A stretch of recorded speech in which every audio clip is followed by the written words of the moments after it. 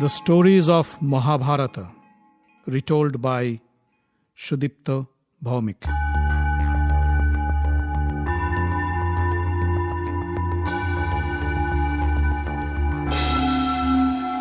Welcome, dear friends, to another episode of the stories of Mahabharata. In the last episode, we heard how Kunti revealed her true relationship with Karna and tried to convince him to join the Pandavas. Karna declined, but promised not to harm Kunti's sons, except Arjun.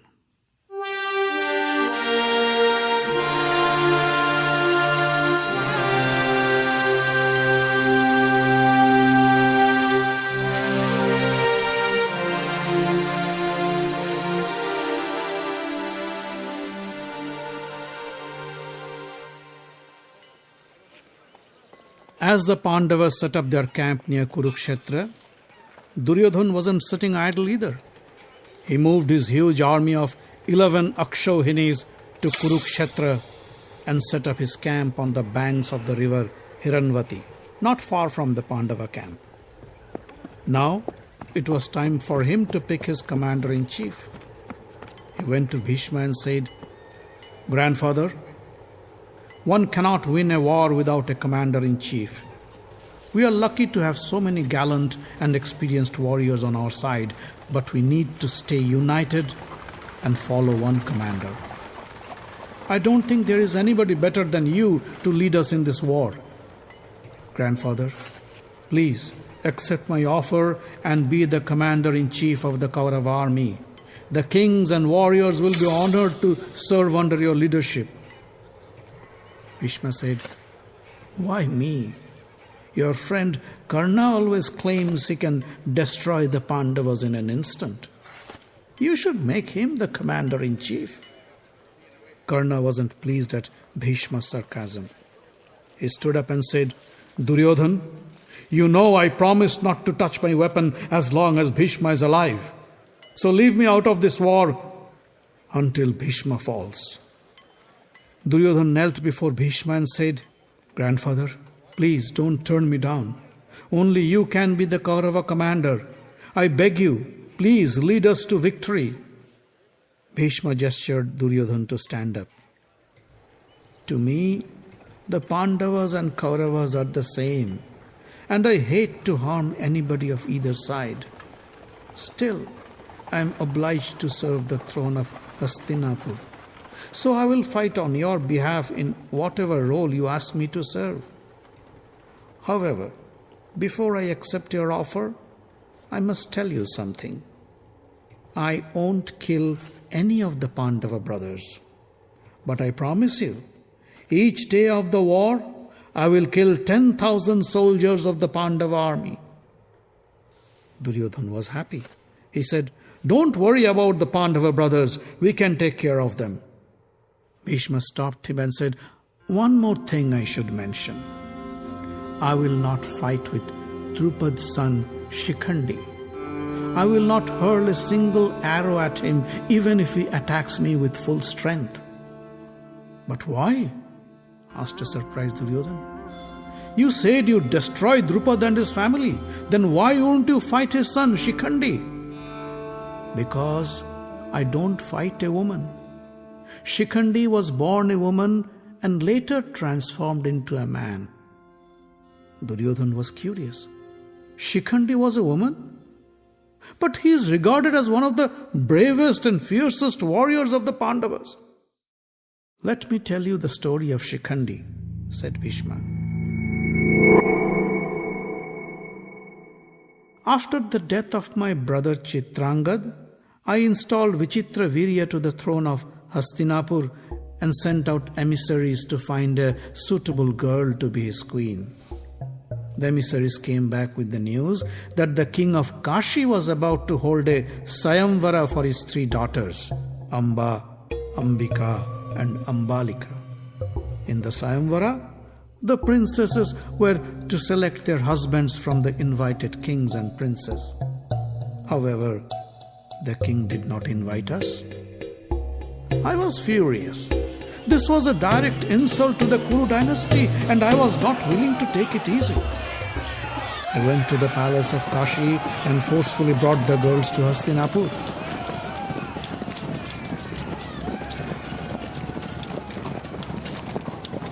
As we were preparing for their marriage with Vichitravirya, Amba said she couldn't marry my brother as she was engaged to Salva.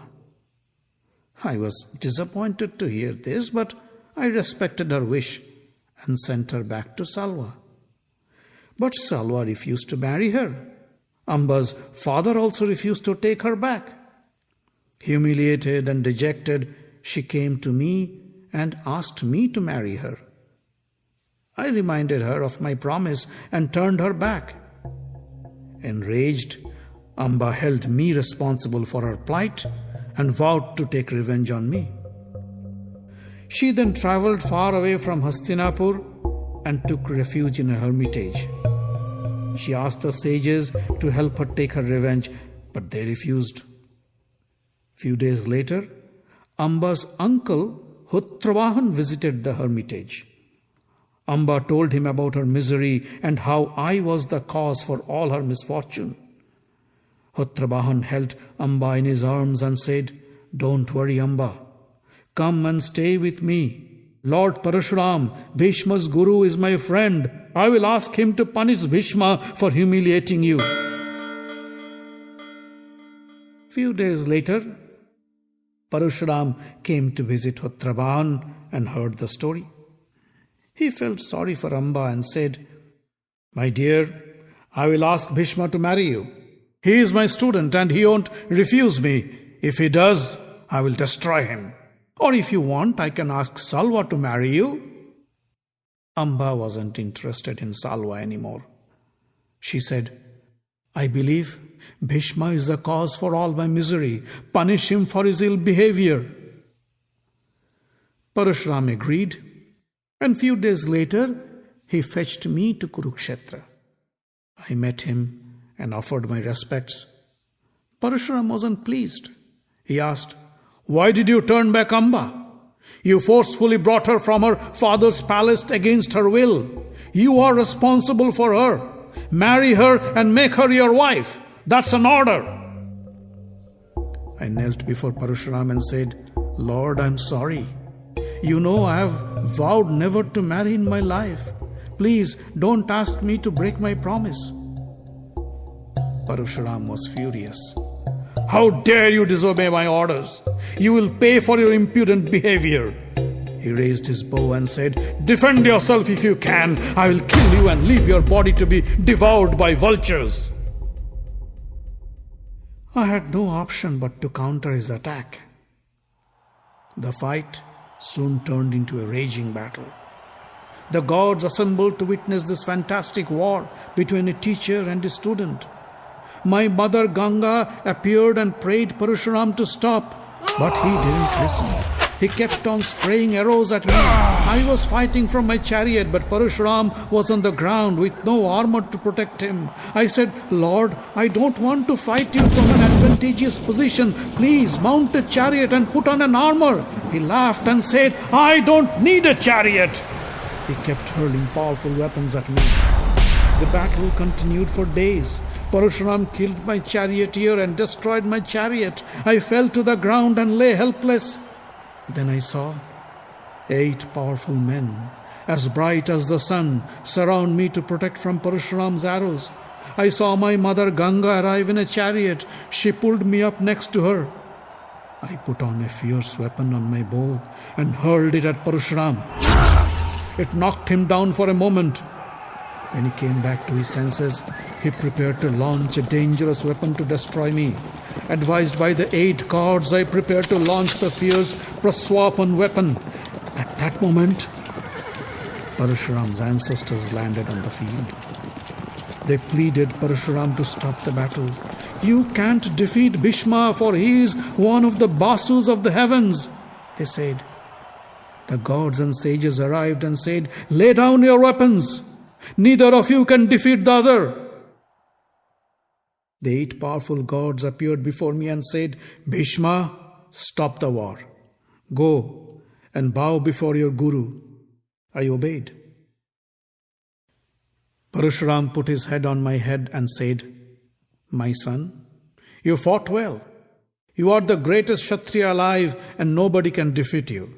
He called Amba and said, "I'm sorry, my dear. I tried my best but couldn't defeat Bhishma."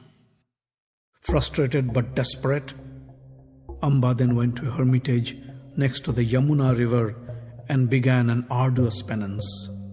The sages tried to dissuade her, but she was adamant. "I don't worship to attain the heavens," she said. "I want Lord Shiva to grant me the power to kill Bhishma." Shiva was pleased with Amba's perseverance. He appeared before Amba and said, "You cannot kill Bhishma in your present life, but your wish will be fulfilled in your next life."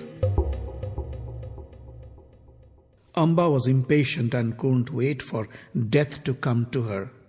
She killed herself in a funeral pyre with the hope to be born again soon. During that time, King Drupad was worshipping Lord Shiva to have a son.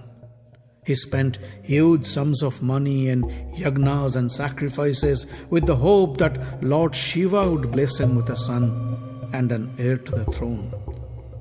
Pleased with Drupad's worship, Shiva assured Drupad he would soon have a son. However, when the time came, Drupad's wife gave birth to a baby girl. The queen thought the news of a girl child might upset King Drupad. Besides, Lord Shiva's words cannot go wrong. She hoped one day a miracle would happen and the girl would transform into a boy. So she announced, a boy was born. King Drupad was happy to hear the news and named the child Shikhandi. The queen raised Shikhandi as a boy. She wore boys' clothes, played with the boys, and took lessons in warfare with the boys. When Shikhandi attained her youth, Drupad decided to get Shikhandi married. The queen was worried but didn't dare to reveal the truth and enrage the king. With great fanfare, Shikhandi was married to the daughter of Hiranyavarma, the king of Darshan. On the wedding night, however, the princess of Darshan had a rude shock when she discovered that her husband wasn't a man. Disappointed and cheated, the princess sent her maids to her father with the unfortunate news. Hiranyavarma was furious. He sent a harsh message to Drupad. "My daughter's maids tell me that your son Shikhandi is not a man." His message said, "I am sending a team of courtesans to check your son's masculinity. If what I hear is true, I will punish you severely for cheating my daughter. I will attack you with my full force and burn down your kingdom to ashes." A shocked King Drupad rushed to his wife and asked if the accusations were true. The queen admitted that she had been concealing Shikhandi's identity to please the king. "I thought one day a miracle would transform Shikhandi to a man. Lord Shiva's boon cannot go unfulfilled," she added. Drupad was in a fix. He knew Hiranyavarma was a powerful king and can cause significant damage to him and his kingdom. But he had no option but to fight a deadly war with Hiranyavarma. Shikhandi was saddened to hear the plight of her parents. She has been the cause of their trouble, she thought. It would be too humiliating to subject herself to the scrutiny of the courtesans. She decided to run away from the palace and never come back. Shikhandi fled the kingdom and took refuge in a cave in a distant forest. She spent many days in the cave without food or drink and was on the verge of death. The cave was the home of a yaksha named Sthunakarna. When Sthunakarna saw Shikhandi in such a pitiful state, he appeared before her and asked, "What's troubling you, my dear? Why are you bent upon killing yourself? Tell me and maybe I can help you." Shikhandi told her story and said, "Can you make me a man? That's what I want most. If I become a man and satisfy Hiranyavarma's courtesans, I would save my father and his kingdom from imminent destruction. Sthuna felt sorry for Shikhandi. He said, This is what I can do for you. I have the powers to trade my masculinity with your femininity. You'd become a man and I a woman, but only for a limited time. Once your job is done, come back to me and we'll trade back our genders again. Can you promise to do that? Shikhandi was ecstatic to hear this. She agreed to Sthuna proposal. Sthuna then exercised his special powers, and soon Shikhandi transformed to a man and Sthuna to a woman. An overjoyed Shikhandi thanked Sthuna and went back to his father's palace. Drupad and his queen were relieved to see Shikhandi return as a man. When Hiranyavarma's courtesans came to test Shikhandi, they were more than satisfied with his manhood. Hiranyavarma apologized to Drupad and scolded his daughters for her misjudgment. In the meantime, Kubera, the king of the Yakshas, visited Sthuna. But Sthuna was nowhere to be seen. Kubera's attendant searched for him inside the cave and little later came out with a woman. They said, Lord Kubera, this is Sthuna. He was ashamed to come in front of you. He exchanged his manhood with Shikhandi, the princess of Panchal, and turned into a woman. Kubera was angry. He said to Sthuna, You fool! You have abused your power and humiliated the Yakshas. I take back your powers. You won't be able to get back your manhood. Stay a woman all your life. Sthuna begged for forgiveness, but Kubera refused and left him lying on the ground in tears. As promised, Shikhandi came back to Sthuna and offered to exchange their genders once again. Sthuna told him about Kubera's curse and said, This was your destiny. There must be some divine reason for this to happen. Go back to your palace and live your life as a man. Shikhandi returned to Panchal and began to train under Dronacharya to become the great warrior he is. And Shikhandi is none other than Amba, reborn as Drupad's daughter, Shikhandini. Duryodhana asked, But how do you know all this? Bhishma smiled and said, I have always kept track of my nemesis Amba through my spies. They kept me informed about her activities during her previous life, as well as her current life as Shikhandi. And as I said, I promised not to fight a woman, or a man who has been a woman, or dressed as a woman, or claims to be a woman.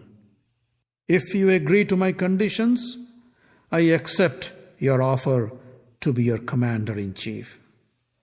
Saying so, Bhishma stood up and retired to his quarters.